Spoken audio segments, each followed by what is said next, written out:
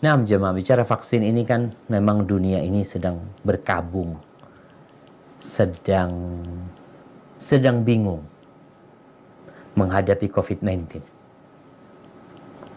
Kalau kita ingat di awal-awal COVID itu, bagaimana pemerintah kita menanganinya, bahkan pada waktu itu ada sedikit miskomunikasi dengan Arab Saudi karena jemaah Indonesia dipulangkan ya. Ada yang sudah pesawatnya turun sampai Jeddah, kemudian dipulangkan lagi karena ditutup bandaranya, udah nggak ada umroh lagi. Subhanallah, benar-benar hal yang tidak diprediksi oleh manusia. Di awal-awal juga kita tahu kayaknya COVID-19 ini tidak menyerang orang Melayu gitu dia. Kemudian dulu ada namanya apa lagi?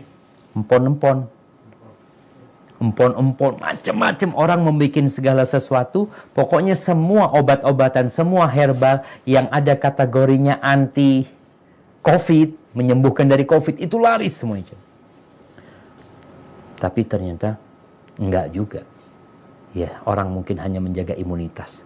Akhirnya orang berpikir untuk membuat vaksin. Sebagaimana vaksin-vaksin sebelumnya sudah dibuat oleh manusia, dan alhamdulillah ternyata bermanfaat vaksin-vaksin itu. Dulu ada vaksin polio ya, kemudian ada vaksin mungkin apa yang terkenal dulu penyakit-penyakit itu, cacar.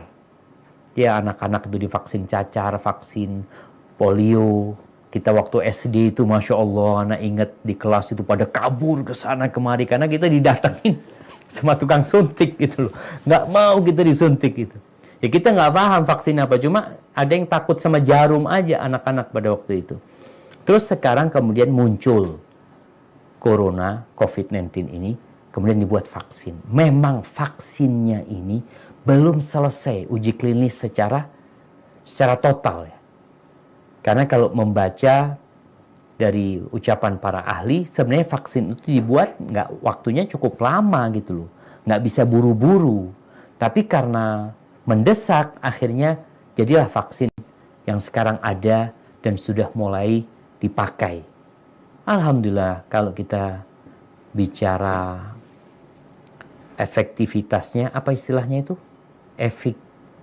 Efikasinya apa? Iya.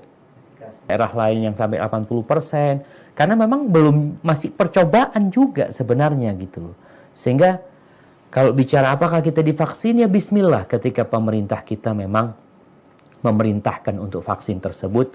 Dan alhamdulillah lebih banyak yang sembuh daripada yang sakit.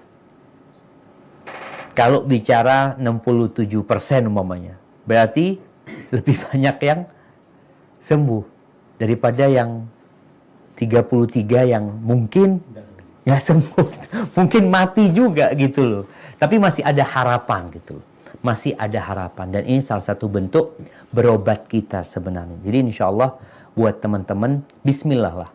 Ketika memang ada yang gagal, kita tahu tidak vaksin pun kita mati, vaksin pun kita mati. Jadi vaksin ini salah satu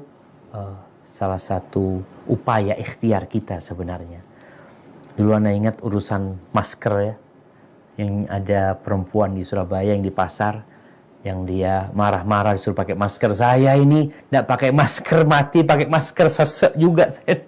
Jadi dia itu merasa ya apa sudah. Tapi insya Allah vaksin ini termasuk salah satu upaya. Kalau memang dikatakan efikasinya sudah bagus tadi 67%, ya belum 100%, belum 80%, belum 90%. Karena ada vaksin, Anda baru saja baca vaksin itu yang di tempat lain 80%, di Afrika 60% cuma. Supaya kita tahu Allah yang menciptakan ini COVID. Kita seharusnya kembali kepada Allah SWT, bukan hanya sibuk pakai vaksin. Silakan untuk pakai vaksin, tapi tetap kita berdoa tiap hari, meminta kepada Allah. Baca bismillahilladzi la yadurru ma'asmihi syai'un fil ardi wala fis sama' wa huwas samiul alim. Jadi ketika mau vaksin juga baca, nggak apa-apa baca doa itu dengan nama Allah yang tidak membahayakan dengan namanya segala sesuatu yang di langit dan di bumi. Semoga antum dan yang lainnya dikasih kesembuhan sama Allah SWT. Hadza wallahu a'lam bissawab. Nah.